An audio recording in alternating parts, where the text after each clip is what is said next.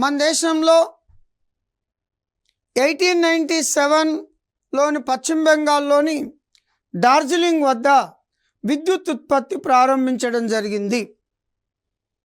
దేశంలో మొట్టమొదటి జల విద్యుత్ శక్తి కేంద్రాన్ని 1902లో కర్ణాటక రాష్ట్రంలోని కావేరీ నదిపైన గల శివ సముద్రం జలపాతం వద్ద మొట్టమొదటి జల విద్యుత్ శక్తి కేంద్రాన్ని ఏర్పాటు చేయడం జరిగింది.